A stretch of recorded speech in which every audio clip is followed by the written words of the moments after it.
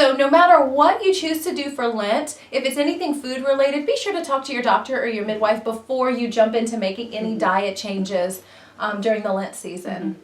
Hey mamas, it's Lenten season here at the Birth House, and Jenny and I are going to talk to you a little bit today about diet restrictions and fasting during Lent. But before I begin, my name is Midwife Kira, and I believe in truly natural birth because I know it makes for better birth experiences. Consider subscribing to my channel and joining in today's conversation about fasting during pregnancy. Jenny Thompson is one of my longtime friends and a doula here in Lafayette for a group called Mother Birth. Yay. She's also one of my friends who is a practicing Catholic here, and so I thought she would be a really good resource for us to ask some questions about Lent and also talk to you guys about diet restrictions and what to do and not to do when you're pregnant.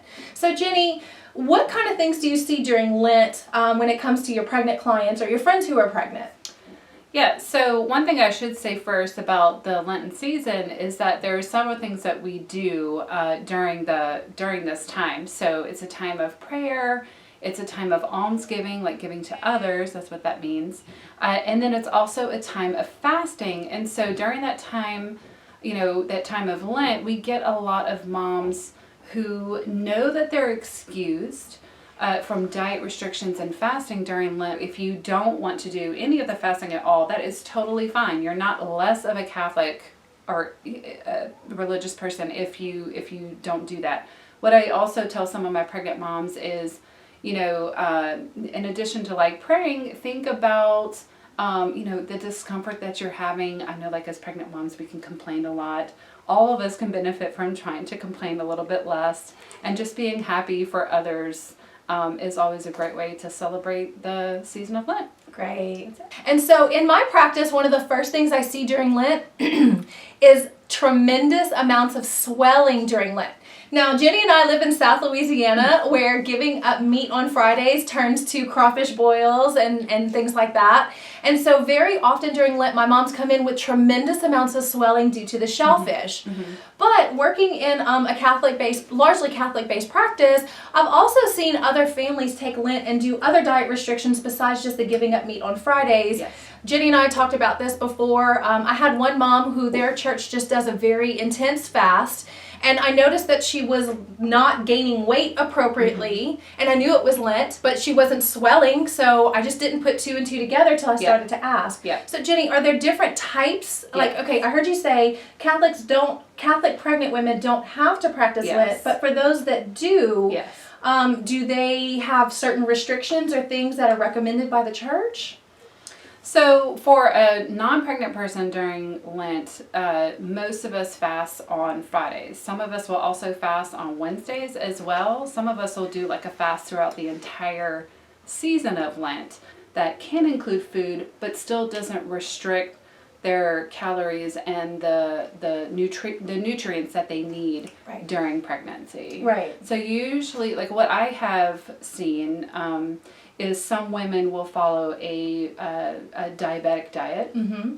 So that's good. Some women will follow a like whole foods diet.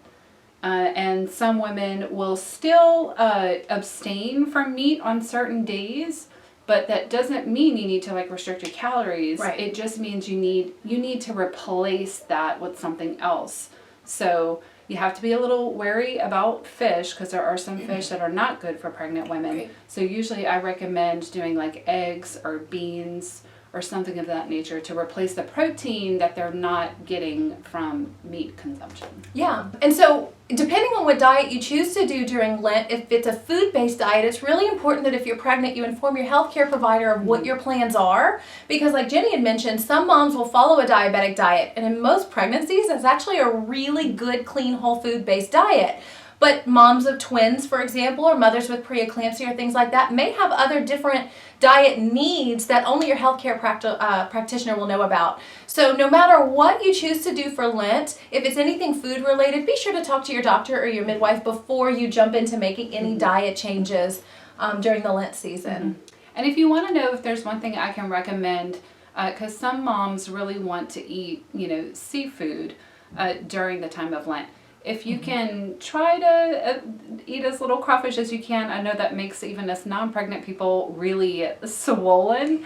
But there is an organization out there. If you just Google Seafood Watch, It's the Monterey Bay Aquarium. I have used them for years, and they have great recommendations for seafood that is healthy for pregnant moms. And is it based on the region? It's based on the region, which Oh, is nice. even better. So for your moms that are outside of the Gulf of Mexico, it has recommendations for the Pacific Ocean, the Atlantic Ocean. I think it even has the Great Lakes. Yeah. And the Gulf of Mexico. If you guys have any questions for me or for Jenny about the Lent season or fasting during pregnancy, be sure to post them in the comments below. Otherwise, you can follow us at one of our videos up here. Thanks for watching this week for Midwife Monday. Bye-bye.